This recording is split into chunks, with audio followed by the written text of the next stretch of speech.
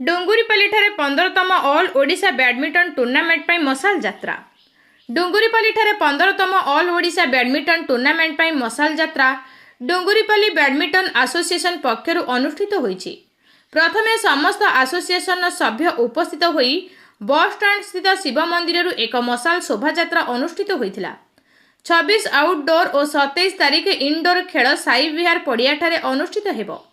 ମଶାଲ ଯାତ୍ରାରେ ସାମିଲ ଥିବା ସଭ୍ୟମାନେ ହେଲେ ଯଦୁମଣି କୁଦେଇ, ସରୋଜ ପ୍ରଧାନ, ଜୀବର୍ଦ୍ଧନ ମହାଳିଂ, ଭବେଶ ଅଗ୍ରୱାଲ, ରାହୁଲ ମେହେର, ଅଜୟ ଅଗ୍ରୱାଲ, ରାଜ ଅଗ୍ରୱାଲ, ରାଜା ଅଗ୍ରୱାଲ, ରୋମିତ ମେହେର, ସୁମିତ ସେଠୀ, ତୁଷାର ବାରିକ, ରୋଶନ ମେହେର, ମିଲନ ପଟେଲ, ସୌମ୍ୟରଞ୍ଜନ ପ୍ରଧାନ, ବୀଣାପାଣି ପଣ୍ଡା, ପାୟଲ ମାଝୀ, ଖୁସି ସୁନା, ପୂଜା ବେହେରା ମଶାଲ ଯାତ୍ରାରେ ଯୋଗ ଦେଇଥିବା ବେଳେ ଆଜିର ଉଦ୍ଯାପନୀ ଉତ୍ସବର ମୁଖ୍ୟ ଅତିଥି ଡୁଙ୍ଗୁରିପାଲି ଗୋଷ୍ଠୀ ଉନ୍ନୟନ ଅଧିକାରୀ ସଞ୍ଜୀବ ସାହୁ, ଡୁଙ୍ଗୁରିପାଲି ଥାନା ଅଧିକାରୀ ରୋଜାଲିନ ପଟେଲ, ଡୁଙ୍ଗୁରିପାଲି ସରପଞ୍ଚ ଚିତ୍ତରଞ୍ଜନ ମିଶ୍ର ଯୋଗଦେଇ ଉଦ୍ଘାଟନ କରିଥିଲେ।